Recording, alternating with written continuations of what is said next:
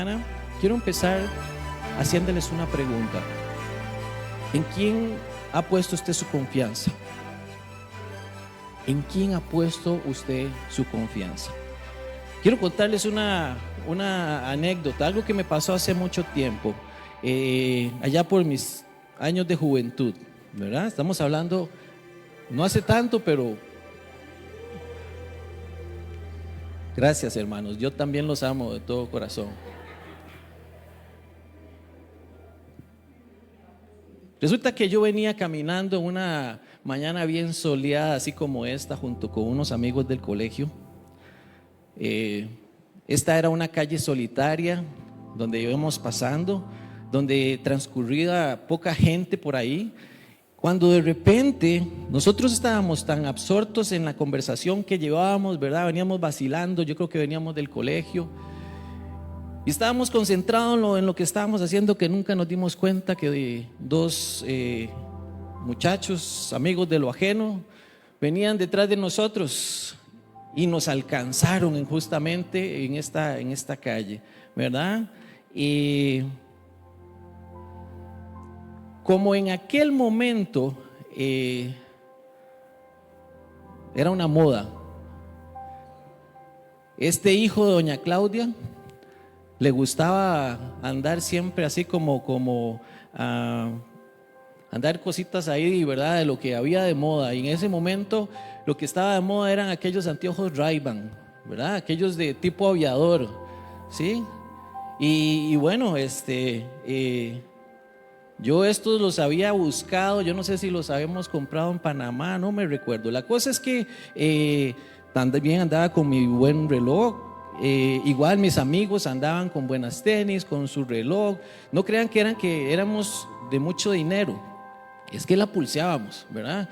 Y molestábamos mucho también a nuestros papás. Yo me acuerdo que los diciembre siempre yo procuraba buscar trabajo porque a mí me gustaba, ¿verdad? Darme ahí algún gustillo. Yo sabía que mis papás tal vez no tenían los recursos para todo. Sin embargo, bueno, el tema era que nosotros, ¿verdad? Siempre andábamos ahí bien chaine porque teníamos que vernos cool para las chicas, ¿verdad? Ese era el momento, ¿verdad? Yo tengo que reconocer que para nosotros fue toda una sorpresa, ¿verdad? Eso que nos aconteció ahí, porque volviendo a la historia, cuando estos amigos de lo ajeno nos alcanzaron en aquel lugar, nos pusieron contra una malla que había ahí y sacaron unos cuchillos, uno cada uno. Obviamente nos pidieron, ¿verdad? No muy amablemente, pero nos pidieron que les entregáramos todo lo que teníamos de valor, ¿verdad? Y yo como pude, ¿verdad? Me quité el reloj ahí sin que me dieran, pero siempre me quitaron mis anteojos y a mis amigos les quitaron los relojes. Y bueno, cuando se fijaron en las tenis, en ese momento, justo en ese momento, apareció así, ¿verdad? A lo largo en el camino, unos compas míos del barrio. Y cuando yo los vi, hermanos, a mí se me vino el alma al cuerpo otra vez, ¿verdad? Yo respiré porque uno de ellos yo sabía que era así medio pintilla, pero era compa mío, ¿verdad? Por supuesto que cuando los amigos de lo ajeno vieron que venían estas personas, ¿verdad? Esconden el cuchillo y nos dicen: Dios guarde, ustedes digan algo porque les dejamos un recuerdito en el cuerpo, ¿verdad? Y cuando mis compas, ¿verdad? Pasaron por este lugar, no dudaron en parar, y uno de ellos llegó y me preguntó: ¿qué mae? ¿Todo bien? Y yo no le contesté, no podía contestar, ¿verdad? Pero mi cara lo decía todo. Cuando estos muchachos que nos estaban asaltando vieron aquella escena, lo que hicieron fue salir corriendo. Pero ellos eran solo 2 y mis amigos junto con nosotros éramos 6, y entonces salimos detrás de ellos, ¿verdad? Al final de la historia, detuvieron al que se había llevado las cosas y yo recuperé mis anteojos Ray-Ban. quiero decirle que lo recuperé. Sí, y eran originales, ¿verdad? Nada de esos no, eran originales. Saben, quería empezar la meditación de esta mañana con esta historia porque me recordó lo que se siente estar en momentos de mucha angustia y de mucho temor, pero también la esperanza y el gozo y la alegría que en aquel momento representaban aquellos compas míos, ¿verdad?, que llegaron en nuestro auxilio. El Salmo 91, hermanos, comienza con una declaración hermosa que dice: el que habita al abrigo del Altísimo morará bajo la sombra del Omnipotente. Y dice: diré yo a Jehová mía, esperanza mía y castillo mío, mi Dios en quien confiaré. Qué linda esta declaración de confianza en el Señor. ¿Están de acuerdo conmigo? Saben, el escritor de este salmo tenía una plena certeza en que su confianza estaba en Jehová, que era su castillo, que era su fortaleza, y en el cual él podía depositar su confianza. La pregunta para nosotros es: ¿en quién ha depositado usted su confianza? La escritura nos dice acerca de Dios lo siguiente. Nahum capítulo 1 verso 7 dice que bueno es el Señor, es refugio el día de la angustia y protector de los que en Él confían. El Salmo 46:1 dice que el ángel de Jehová acampa alrededor de los que le temen y los defiende. Y otro que quiero compartir con ustedes se encuentra en Isaías 46:4, que dice que aún en la vejez, cuando ya peinan canas, ¿verdad?, así como su servidor, yo seré el mismo, los sostendré. El Señor dice: yo los hice y cuidaré de ustedes, los sostendré y los libraré. Qué linda esta palabra, ¿verdad, hermanos? Cada uno de estos versículos hablan justamente de esa naturaleza protectora de Dios sobre sus hijos. La protección de Dios, hermanos, está dispuesta para su pueblo, los que confían en Él, los que temen al Señor. Eso es lo que dice estos textos. El problema es que muchas veces nosotros ignoramos estas verdades que parecieran que son más que palabras bonitas e inspiradoras. Cuando la leemos, verás: ay, qué lindo saber que el ángel de Jehová acampa alrededor de los que le temen y que los defiende. Son palabras muy lindas, son palabras muy inspiradoras. Pero saben, debemos de hacerlas nuestras, debemos de cogerlas para nosotros como una verdad, no solamente como algo muy lindo. Son beneficios que tenemos los hijos de Dios disponibles para nuestro diario vivir, ¿verdad? Y que nos tienen que fortalecer para no vivir en temor ante las circunstancias adversas que muchas veces tenemos que enfrentar en nuestra vida. Me gustaría llevarlos a dos historias bíblicas que nos muestran la manera en que el pueblo de Israel se enfrentó en momentos de adversidad y peligro también, ¿verdad? Y cómo vemos en cada una de esas historias un resultado distinto, producto de sus decisiones.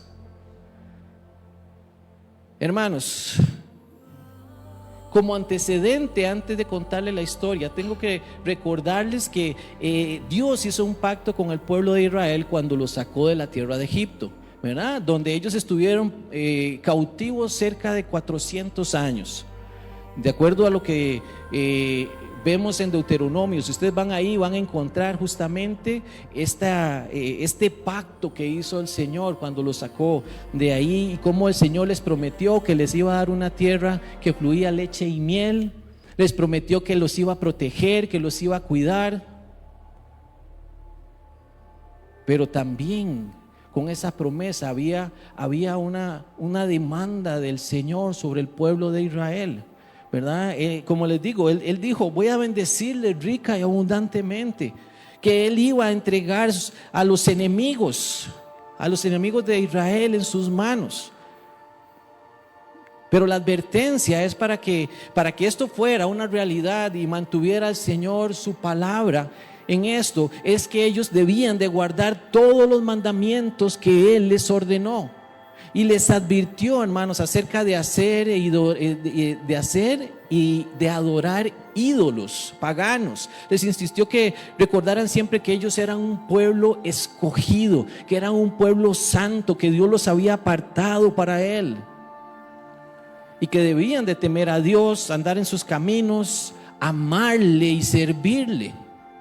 Eso era lo que Dios esperaba de su pueblo. Pero con ese contexto yo quiero que veamos el caso número 1, que es el caso del rey Acaz. Esa historia la vamos a encontrar en Segunda de Reyes, capítulo 16.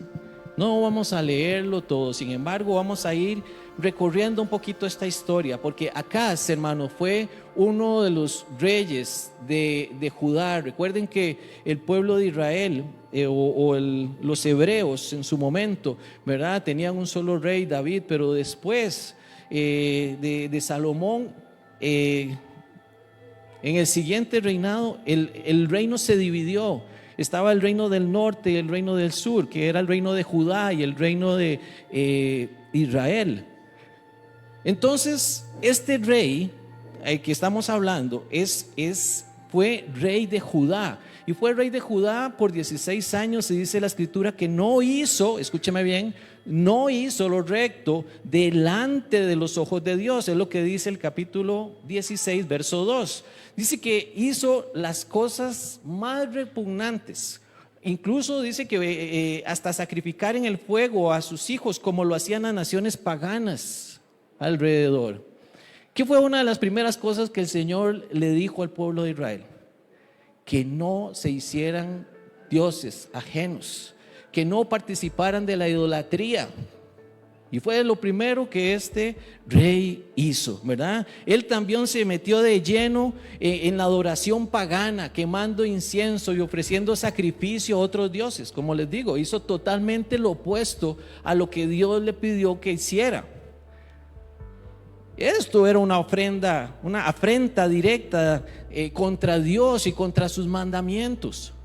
En el versículo 5 dice que el príncipe del reino de Israel, los vecinos, ¿verdad?, hizo una alianza con el rey de Siria. ¿Para qué? Para venir a hacerle guerra a este rey Acaz. A pesar de las advertencias que Dios le hizo a este rey por medio del profeta Isaías, yo quiero que ubiquemos en el tiempo, porque el profeta Isaías era el que estaba vigente en este momento cuando Acaz era rey, ¿verdad? Y entonces este profeta Isaías, ¿verdad? Si ustedes les gusta buscar referencias bíblicas, ustedes van a encontrar que esta historia que estamos relatando está también referida en Isaías capítulo 7, ¿verdad? Acaz, hermanos, acudió en ayuda de otro rey. Cuando él se vio sorprendido que estos venían en contra de él, entonces Acaz fue y buscó ayuda del rey de Asiria. Vean que el que venía contra él era el rey de Siria, junto con el príncipe de Israel. Pero ahora él va entonces y busca a este rey de Asiria para que lo apadrine, para que lo defienda. Y vean qué feo, digo yo qué feo, porque a mí cuando yo leí esto, ¿verdad?, me produjo así como asco, ¿verdad? Esto fue lo que el rey Acaz le mandó a decir al rey de Asiria. Le dijo: yo soy tu siervo, yo también, dice, soy también tu hijo. Ven a defenderme del rey de Siria y del rey de Israel, que se han levantado en armas contra mí. Hermanos, este rey Acaz era descendiente directo del rey David. Él sabía y conocía la ley, sabía y conocía los mandamientos. Probablemente fue educado, ¿verdad?, en las costumbres hebreas. Y sin embargo, a pesar de que hasta el profeta llega a Isaías, viene y le advierte, a él no le importa y manda este mensaje al rey de Asiria, diciéndole: yo soy tu siervo, soy también tu hijo. ven a defenderme del rey de Siria y del rey de Israel que se ha levantado contra mí.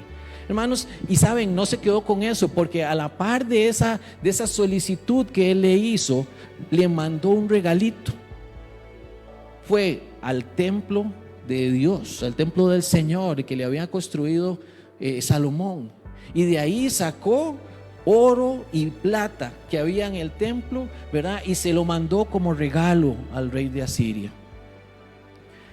Hermanos, esto era como hacer un trato con el diablo, literalmente, para que tengamos una idea.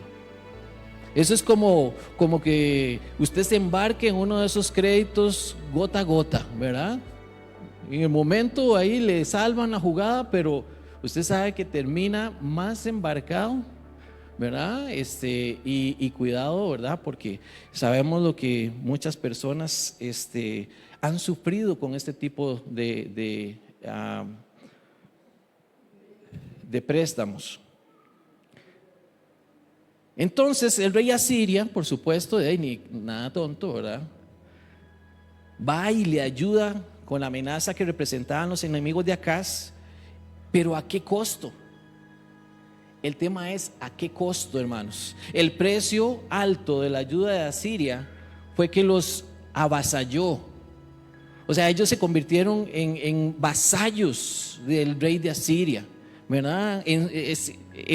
Ellos se sometieron al rey de Asiria. En segunda de Crónicas capítulo 28 versos 18 y 19 dice que la manera que el Señor humilló a Judá por culpa de este rey Acaz, ¿verdad? Fue permitiendo que uno de sus enemigos, los filisteos, ¿verdad?, saquearan las ciudades de Judá, se llevaran prisioneros y se apoderaran de muchas de estas ciudades. Todo esto fue consecuencia de esa desobediencia de este rey. Pero saben, las consecuencias no terminaron ahí. Quiero presentarles el otro caso, que es el del rey Ezequías. El rey Ezequías, el caso del rey Ezequías lo vamos a ver en Segunda de Reyes, pero ahora el capítulo 18. Después de que murió Acaz, lo sucedió en el trono su hijo Ezequías.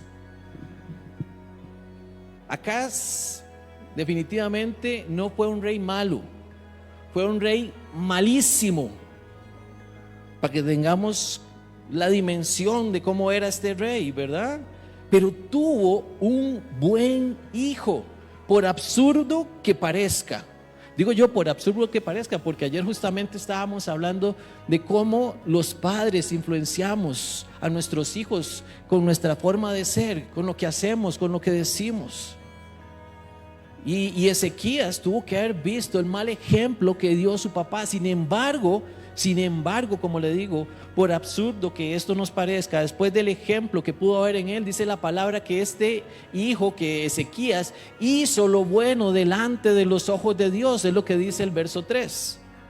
Él vino a deshacer lo malo que había hecho su papá, ¿verdad? Él vino a quitar todos los lugares de adoración a dioses paganos. Él puso su esperanza en Dios, le siguió, nunca se apartó de él, guardó sus mandamientos, es lo que dice el versículo 6. No hubo, escúcheme bien, no hubo entre los reyes de Judá otro como Ezequías. No hubo otro rey como él. Y saben, el Señor dice que estaba con Ezequías. Y como consecuencia de que el Señor estaba con Ezequías, le iba bien en todo lo que él hacía. Algo debemos de aprender nosotros del rey Ezequías, ¿verdad? Algo debemos de aprender nosotros del rey Ezequías. ¿Usted quiere que le vaya bien en la vida? ¿No? Bueno, yo creí que no, ¿verdad? Si usted quiere que le vaya bien en la vida, ¿verdad? Tomemos el ejemplo de Ezequías, caminemos cerca de él, pongamos nuestra esperanza en él, guardemos sus mandamientos. El tema, hermanos, en este caso es que Ezequías, o el problema que Ezequías heredó, fue que su papá le dio un reino que venía avasallado. que venía subordinado, ¿verdad?, oprimido por el rey de Asiria. Pero dice el verso 7 que él se rebeló contra el rey de Asiria y no se sometió a él. Valiente, ¿verdad? Yo quiero que ustedes entiendan que Asiria era una potencia y que, ¿verdad?, había derrotado a muchos de sus enemigos, tenía un dominio grande, ¿verdad? Entonces lo que Ezequías estaba haciendo no era simplemente como un acto, ¿verdad?, ahí que él podía soportar por sí solo. Pero aún así él no se sometió al rey de Asiria. Por supuesto que esto no le cayó bien a este rey. Se llamaba Sennacherib, así era el nombre de este rey de Asiria. Y por supuesto a él no le cayó bien que este rey de este lugar pequeñito que se llama Judá se le levantara, se le parara y dijera: no, yo no me someto más a su autoridad, ¿verdad? Entonces, ¿verdad?, este rey Sennacherib envió una delegación para que hablara con Ezequías, pero no fuera que solo que hablara, mandó un ejército, ¿verdad?, con esta delegación que fue a hablar con Ezequías. Y el mensaje que este Sennacherib envió a Ezequías era un desafío directo, pagano, contra Dios. Y ustedes, me gustaría que puedan leer justamente la historia de una manera completa, porque además de burlarse, para que tengan una idea, esta delegación llegó y se paró en algún lugar, ¿verdad?, cerca de las murallas de Judá, de Jerusalén, y empezó a gritarle, a decirle cosas, a retar, ¿verdad?, al pueblo de Judá. Y como les digo, a empezar a burlarse del poder militar de Judá, a ridiculizar la confianza que ellos tenían, ¿verdad?, en Dios. El propósito del mensaje que les estaban dando es que ellos se rindieran, hacerles saber que no tenían ninguna oportunidad en contra de este rey que venía a tomar esta ciudad.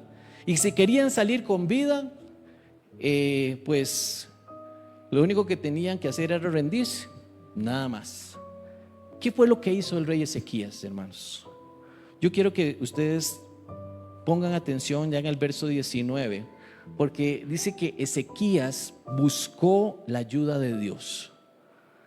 Dice el verso 1 que cuando el rey Ezequías lo oyó, rasgó sus vestiduras, se cubrió con vestiduras ásperas y entró en la casa del Señor.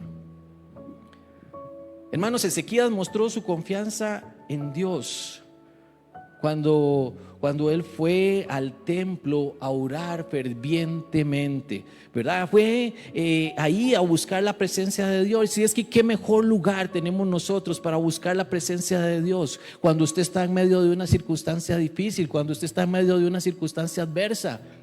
No hay nada mejor, hermanos, que buscar, ir a meterse ahí en la presencia de Dios.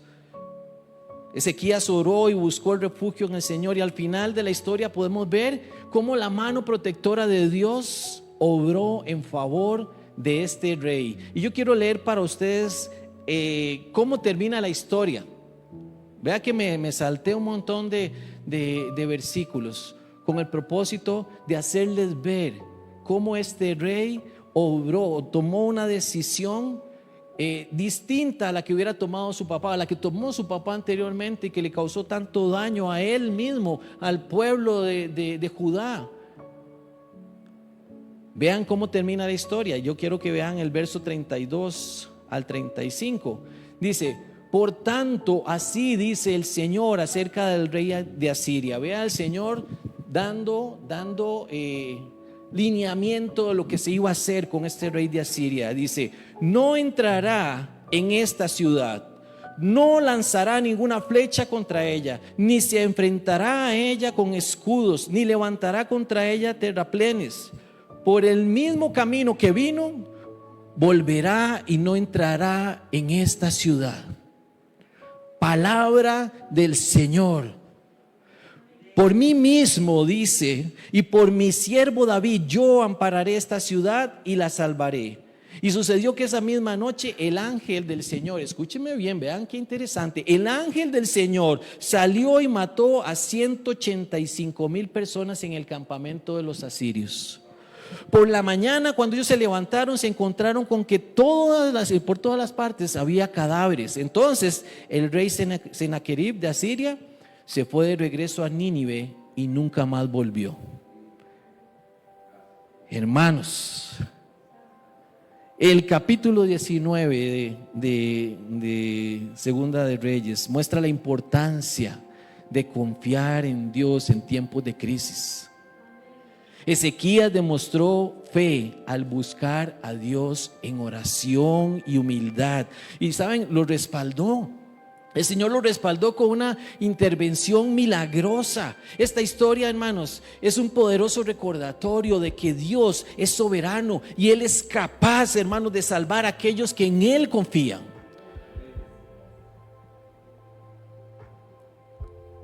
¿En quién está puesta? ¿En quién o en qué está puesta su confianza? Es la pregunta con la que inicié y quiero también terminar de esta misma manera. Hoy en día, hermanos, creo que es un buen día. Hoy, 2 de junio de este año 2024, creo que es un buen día para que podamos examinar dentro de nosotros en dónde y en quién tenemos puesta nosotros nuestra confianza. No solo basta con confesarlo, no solo basta con llegar y decir, sí, yo confío, yo tengo mi esperanza en Dios, ¿verdad? Si esto que usted está diciendo no se cree con lo profundo del corazón y se pone en práctica. El tema es que no nos podemos quedar con la teoría. El tema es que si usted realmente ha puesto su confianza en Dios, el resultado debe de verse en acciones prácticas, porque es muy diferente confiar en nuestras propias fuerzas, que son limitadas, que confiar en el Señor y poner toda nuestra esperanza en Él. En la primera historia, hermanos, usted ve que Acaz viene y le da la espalda al Señor. Él decidió poner la confianza en sus propias fuerzas, en otros reyes, sabiendo que Dios mismo podía librarlo. Sin embargo, él lo despreció, hizo todo lo contrario a lo que Dios le había pedido, sus mandamientos. Por el contrario, Ezequías, vemos que hizo lo que agradó a Dios. Siguió el ejemplo que había seguido David. Él puso su confianza en Dios, se mantuvo fiel a Él y nunca se apartó.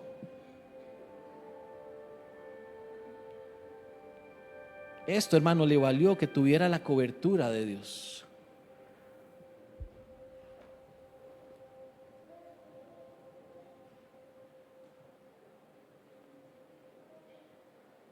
Vivir bajo la protección de Dios, hermanos, implica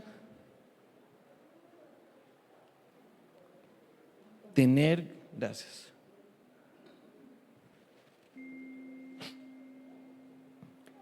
Vivir, hermanos, bajo la protección de Dios implica confiar en Dios, obedecerle y serle fiel. Vivir bajo la protección de Dios, hermanos, es no confiar en nuestras fuerzas, es menguar nosotros para que Él crezca. Yo le animo para que usted no ponga su esperanza en las palabras de las personas, sino en lo que dice la palabra de Dios. No coloques tu confianza en lo que la gente ve de ti para sentirte bien. Coloca tu esperanza en la visión que Dios te dio a ti, a cada uno de nosotros, en lo que Él dice que usted es. No en lo que otras personas dicen que usted es en lo que Dios dice que usted es. Ahí es donde usted tiene que poner su esperanza. Tampoco ponga su confianza en las circunstancias, porque las circunstancias son pasajeras. Yo le invito para que usted ponga su confianza en el Dios eterno, todopoderoso. No ponga su confianza en lo que usted siente, sino en la experiencia en el Señor. Pues saben, yo creo que las emociones pasan, las emociones son momentáneas, pero una relación con Dios perdura para siempre.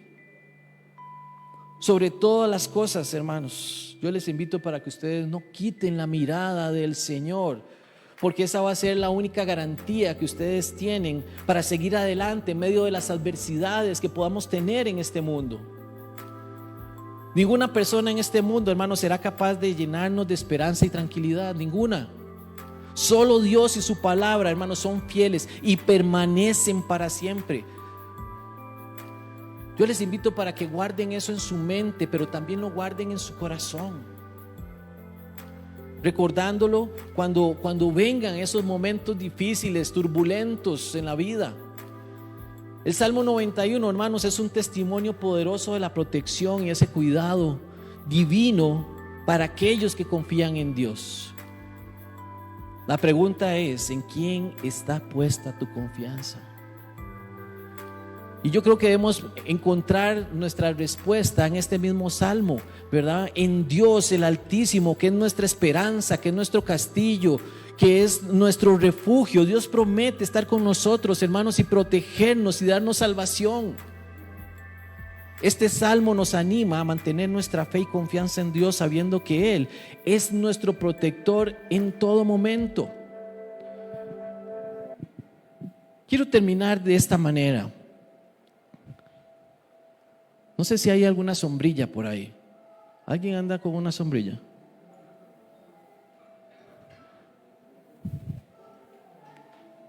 En este tiempo de invierno,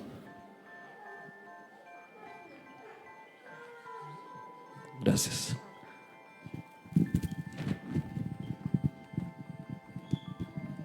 En este tiempo de invierno, un instrumento como este se convierte en una herramienta que debemos de andar, ¿verdad? Si no queremos pasar resfriados constantemente. La función que hace esto es muy simple. Lo que hace esto es simplemente cubrirnos de la lluvia. ¿Qué pasa, hermanos, cuando yo me salgo de la sombrilla? ¿Qué pasa cuando, verdad, me hago un ladito? Nos mojamos, por supuesto, ¿verdad? ¿Qué es lo correcto? Que andemos debajo de la sombrilla, porque ahí es donde vamos a estar resguardados del agua, ¿cierto? Bueno, pasa lo mismo con el Señor. El Señor viene a ser como esta sombrilla que nos genera protección, que nos genera seguridad, que nos genera esperanza. El problema, hermanos, es que muchas veces nosotros, a pesar de que el Señor está dispuesto a brindarnos su protección, su cobertura, nosotros mismos somos los que nos hacemos a un lado. Y cuando nosotros nos hacemos a un lado, pues estamos expuestos, hermanos, a mojarnos.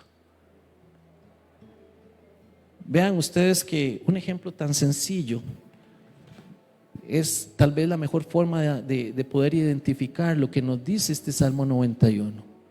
El que habita a la sombra del Altísimo morará bajo la sombra del Omnipotente. Hermanos, yo estoy seguro que muchos de nosotros hemos tenido que enfrentar a reyes como ese Sennacherib, que vienen contra nosotros y que nos quieren hacer sentir mal, que nos quieren hacer sentir pequeñitos, que vienen con improperios contra nosotros. Yo no sé cómo se llama ese rey que viene contra ustedes el día de hoy. Para algunos puede ser que sea una enfermedad, un dolor físico. Para otros puede ser un dolor emocional. Para otros puede ser alguna situación económica que estoy viviendo. Para otros puede ser alguna situación que estamos viviendo en la casa. Yo no sé qué representa para usted el que venga este gigante contra usted. Pero yo quiero recordarle que no hay circunstancia más grande que nuestro Dios, que es todopoderoso. Y está en cada uno de nosotros decidir vivir bajo la protección de Dios. Está en nosotros escoger si hacemos como Acaz y tratamos de resolver lo que viene delante en nuestras propias fuerzas, con nuestros propios medios, buscando quién me ayuda, buscando la solución yo. O podemos hacer lo que hizo Ezequías, ir a buscar la presencia de Dios, confiar en Él, esperar en Él. Hermanos, vean lo que hizo al final de la historia. No les terminé de contar la historia, pero cuando Sennacherib regresó a Nínive, dice que fue al templo de uno de esos dioses a adorar. Y ahí, cuando estaba adorando a uno de esos dioses paganos, llegaron 2 de sus hijos y lo mataron ahí.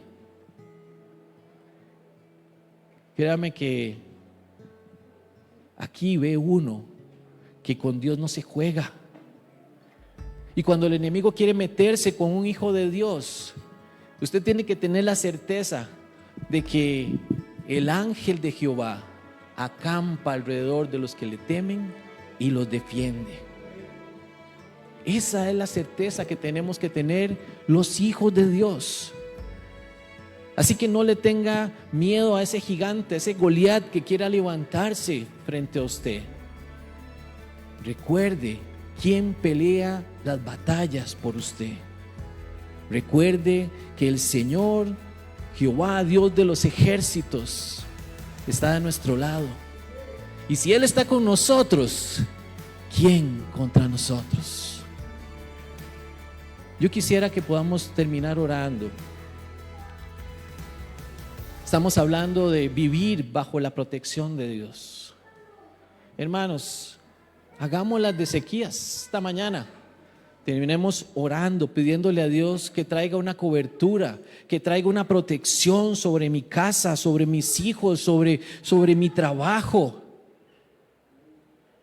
Hermanos, usted tiene la decisión en sus manos. Usted escoge cómo quiere ver esto en su vida o no. El Señor ha dispuesto, Él es su naturaleza, es un Dios protector, pero Él espera que nosotros seamos fieles, seamos obedientes, que nosotros estemos dispuestos a humillarnos, a ser humildes y esperar en Él. Eso no es fácil, pero tenemos al Espíritu Santo que nos respalda en cada cosa que hacemos. Así que yo le invito a ponerse en pie. Y en esta oración yo le invito también para que usted hoy levante un vallado de oración sobre su casa, sobre su persona, sobre su familia, sobre sus hijos. Pídale al Señor que sea Él guardando, librándonos del mal. Que aunque lo que se venga, lo que usted tenga por delante, tal vez usted dice: esto no puedo con esto, no sé cómo hacer, me encuentro en un momento de desesperación en mi vida porque no sé para dónde coger. Recuerde que el Señor es nuestra paz, que Él está en control, que nunca ha dejado de estarlo, que Él es más grande que cualquier adversidad, que cualquier enfermedad, que cualquier situación familiar difícil, que cualquier situación que el enemigo haya querido levantar en contra suya. El Señor Dios Todopoderoso es más grande que todo esto. Así que yo le invito a que con fe, creyendo en ese Dios Todopoderoso, hermanos, crea, solamente crea. Yo le aseguro que el Señor nos va a sorprender en esto. En lo que usted esté pasando, el Señor lo va a sorprender. Padre, en el nombre de Jesucristo, en esta tarde ya, Señor, queremos venir delante de ti dándote gracias.